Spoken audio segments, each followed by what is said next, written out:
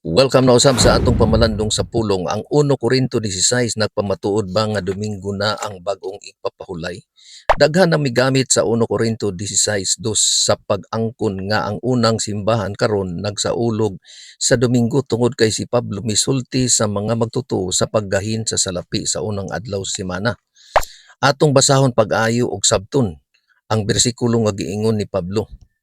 Sa nahaunang adlaw sa semana ang matag-usa kaninyo maggahin og tipiganan sumala sa panalangin sa Dios kaniya. 1 Corinto 16:2. Ang susi nga mga pulong sa pagsabot mao ang ibutang sa iyang atubangan. Wala gihubit ni Pablo ang usa ka serbisyo nga naghalad sa simbahan.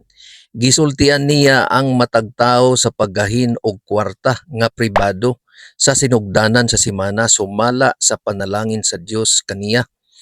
Aron nga inig-abot niya, andam na ang pagpangulikta. Kini maoy praktikal nga instruksyon, dili usa ka sugo sa igpapahulay. Kung ang Domingo nahimong bag-ong igpapahulay, nan si Pablo magtudlo sa mga magtutuo sa paghimo sa pinansyal nga pagplano, pag-ihap, paggahin o pag-andam sa salapi sa balaan nga adlaw.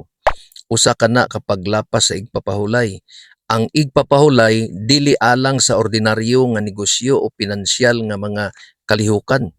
Busa kung ang Domingo mauna karon ang Kristohanong igpapahulay, si Pablo dili magsulti sa mga magtutuo nga gamiton kini alang sa mga butang mahitungod sa salapi. Hinuon, ang tudling nagpakita nga ang Domingo mao ang una nga adlaw sa semana sa pagtrabaho. Ang adlaw sa pag-organisar sa mga butang sa panimalay sa wala pa maablihan ang semana o sa wala pa gigasto ang salapi sa ubang butang.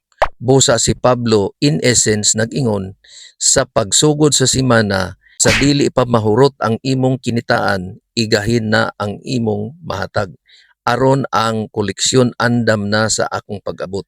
Busa ang 1 Corinto 16 wala magpamatuod sa pagkasagrado sa Domingo.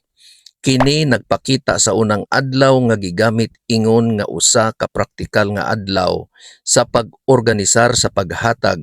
Wala giusab ni Pablo ang igpapahulay. Nag-organisar siya og maayong pamaagi o strategy sa pagkatinugyanan o pagkapiniyalan. Igsuon, tinaw ba ang imong nabatian? Og imo bang nasabtan nga walay bisag gamay lang nga clue nga nag-ingon nga Domingo na mao ang bag-ong igpapahulay alang sa mga Kristohanon? Mao lang kini ang atong mubo nga pamalandong o pagtuon karong adlaw. Kita ta sa sunod na pud nga video. Ang Dios mag-amping kanatong tanan.